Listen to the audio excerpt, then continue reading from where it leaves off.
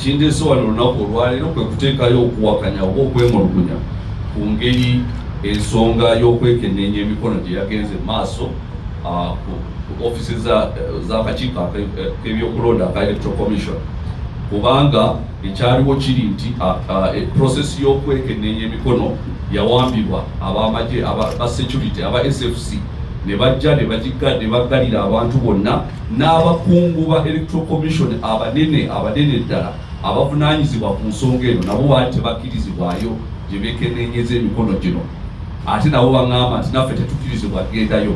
Kati ensonga y'okwekenneenya emikono yali badde nga ya lwanjo nga buli omu alaba ekigenda mu maaso nga bwe kyali emyaka egiwedde. Bwe neesimbawo nga independent mu 2021 emikono ng'ogiteekayo nga ne bagyekenneenyaawo ng'olaba nga tewali kwemulugunya, wabaawo emikono egitaweze ng'ogirabaawo bakulaga nti olaba ono gwewaleese wamuleese Masaka district naye ng'ate wa Masaka city talonderamu city alonderamu district, n'otegeera nti gino bagiggyeko olw'ensonga zino na zino. Naye ku guno omulundi bafunye akafo waggulu ku kalina eya Electoral Commission ne baggalawo nga aba-SFC be bakikolako ne balyoka batandika okwekenneenya emikono mu ngeri etabadde nagulukufu. N'olw'ensonga eyo netubanga neteekayo emikono ne bagayongerako gino naye gyasembyeyo basembye okuŋŋamba nti nsigazayo emikono oba 9 oba 6 nga baggaddewo bamaze kuggalawo yalyoka bapa foomu nti osigazayo emikono 9 ne badduka bonna, buli omu n'adduka tiimu eyekenneenya emikono ng'edduse tiimu ereceiving ng'edduse nga neeryerweza baggaddewo kugamba olabira ddala nti kyabadde kigenderere. Ate nga ekituufu kiri nti baloti baali bagikola dda nga bamanyi n'abantu abagenda okubeera ku baloti. So bino bye batuyisaamu ebyokwekenneenya emikono byali just bya bulimba nga bamanyi gundi bagenda kubeera ku baloti. Waliwo abamu be twali nabo nga bakyanoonya mikono, bali abo banoonya mikono bakuba amasimu ne bajja ne bamuwa certificate nti gwewayiseewo dda genda bakunominating erweza, naye ng'ate abadde akyanoonya emikono, naye ng'ate ffe twataddeyo dda ne baga nti lindako. Kati nga ne wano ow'emulugunya abakungu bano aba Electoral Commission nga tewali ayinza kuyamba because nga nabo tebakkirizibwayo eri, nga nabo batiddeyo eri, kugamba ng'olabira ddala nti security ekintu yakiwambye.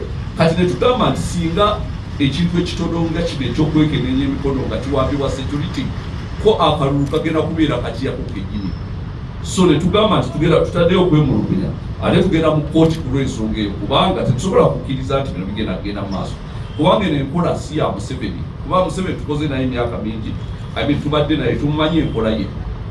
Museveni enkola ye takugaana kugenda ku baloti, akuleka n'ogendako n'agabya abakama akuwe 0.02% ng'omaze okukozesa sente ze. Yenkola ye because already nakati kyemmanyi amanyi ne percentage gyagenda okufuna babiteesezza dda nabagamba wano mu kalulu akawedde results zonna ze baali basoma kino kinako obukakafu zonna zaali ziva ku Minister of Defence Headquarters e Mbuya. Ekyo kinako obukakafu ate tebakiwakanya nateeka ya affidavit tebakiwakanya, zaali teziva mu polling stations ze baali balondera. So baba asazeewo dda ani agenda okuwangula ani agenda okuddako agenda kufuna meka n'ebintu ebiringa ebyo. Naye kati eno nkola mpya, so Mao yali tasanga bwe yagamba nti transition egenda mu maaso mu bisenge mwe gye butabeera, kuba nalabidde ddala enkola empya etali ya muzeeyi, eno enkola empya ya SFC ya muhoozi yakujja kugamba nti bwe tolina buyinza bulimirira kubeera ku baloti kikati kyetwalibadde nakyo. Kati tugenda kuyingira, singa tetwerwanako tugenda kuyingira ekiseera ekizibu ennyo, kubanga tubadde mu kizibu. Mulooza tubadde mu kizibu naye ate tugenda okuyingira kugenda kubeera kizibu times 100 okusinga ku kyetubaddemu. Kakati n'olw'ensonga eyo tuteekayo okwemulugunya ku nsonga zino. Ekisookera ddala process ibaddemu bati reviewing aba Electoral Commission, ate nga Electoral Commission yekikolako aba SFC because mu kusinziira mu mateeka kirina kukolebwa Electoral Commission. Ekisooka. Ekyokubiri, ennaku eza nomination bazongereyo,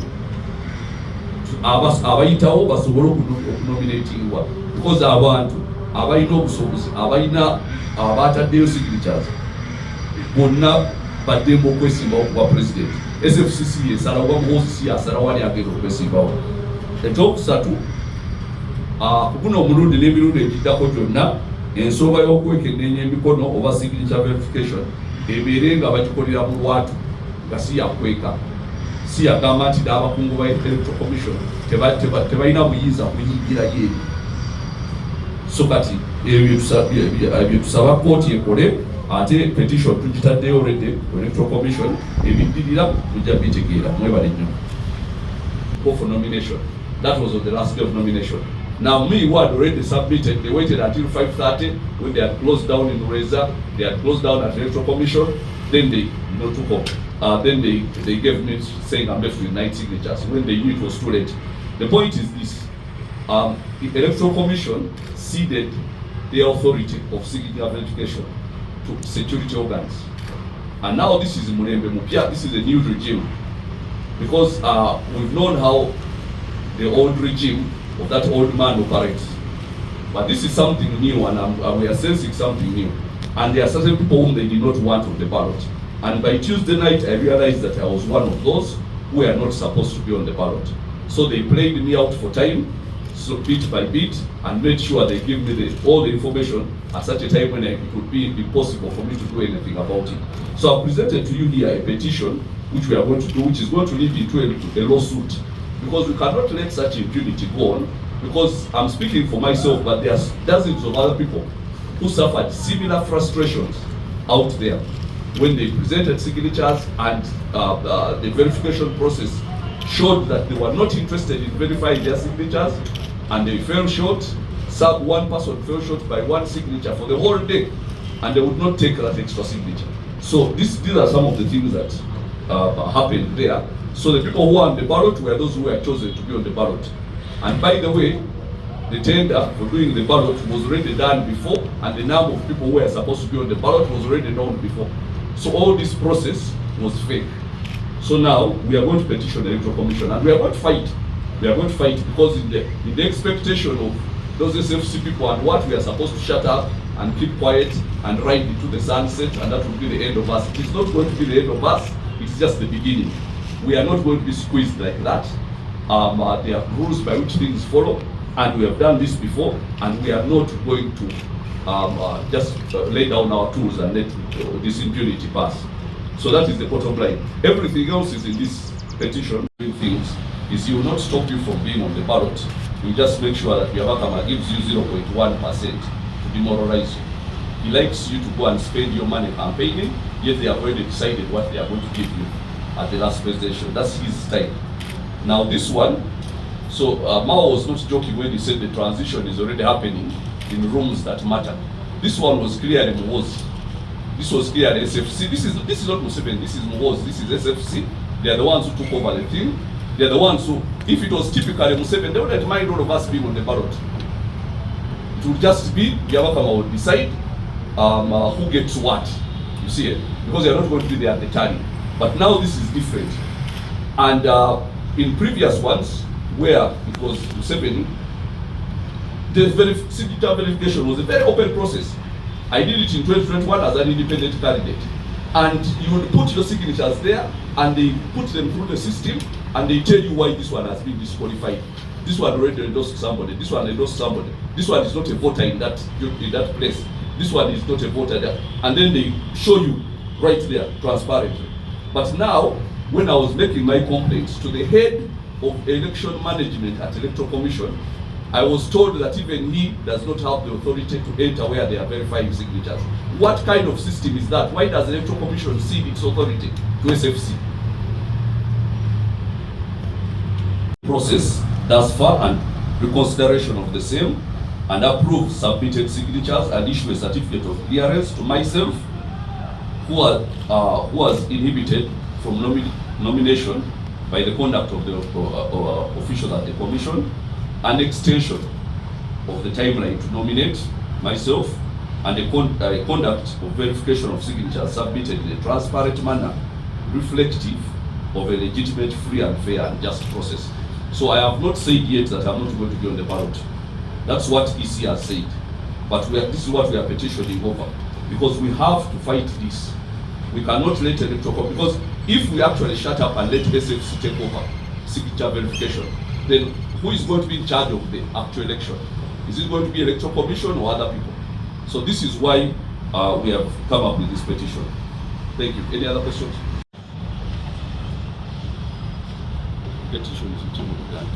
Where no electoral commission official was allowed to be, where they were verifying signatures. I know that for a fact. Even EC officials told me that for a fact. That also us we are not.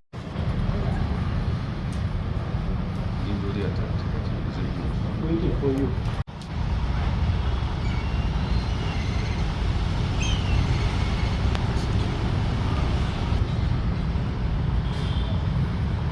Ekindeese wano olunaku olwaleero kwe kuteekayo okuwakanya oba okwemulugunya ku ngeri ensonga y'okwekenneenya emikono gye yagenze mu maaso ku ofisi z'akakiiko k'ebyokulonda aka Electoral Commission, kubanga ekyaliwo kiri nti process y'okwekenneenya emikono yawambibwa ab'amagye aba security aba SFC ne bajja ne baggalira abantu bonna n'abakungu ba Electoral Commission abanene ddala abavunaanyizibwa ku nsonga eno nabo baali tebakkirizibwayo gye beekenneenyeza emikono gino, ate nabo baŋŋamba nti naffe tetukkirizibwa gendayo.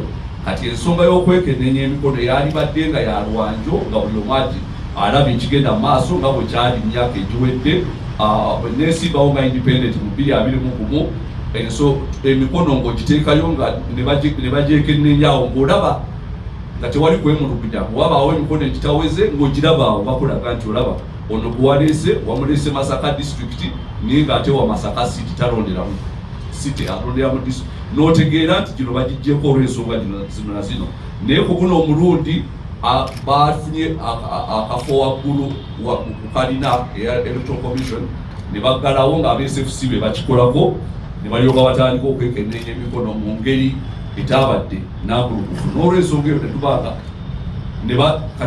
neteekayo emikono ne bagaa yongerako gino naye gyasembyeyo basembye okuŋŋamba nti nsigazayo emikono oba 9 oba 6 nga baggaddewo bamaze kuggalawo yalyoka bapa foomu tosigazayo emikono 9 ne badduka bonna, buli omu n'adduka, tiimu eyekenneenya emikono ng'edduse, tiimu ereceiving ng'edduse nga neeryerweza baggaddewo, kugamba olabira ddala nti kyabadde kigenderere. Ate nga ekituufu kiri nti baloti tenda baali bagikola dda nga bamanyi n'abantu abagenda okubeera ku baloti. So bino bye batuyisaamu ebyokwekenneenya emikono byali just bya bulimba nga bamanyi gundi ne gundi bagenda kubeera ku baloti. Waliwo abamu be twali nabo nga bakyanoonya mikono, bali awo banoonya mikono bakuba masimu ne bajja ne bamuwa certificate nti gwewayiseewo dda genda bakunominating erweza, naye ng'ate abadde akyanoonya emikono, naye ng'ate ffe twataddeyo dda ne baga nti alindako.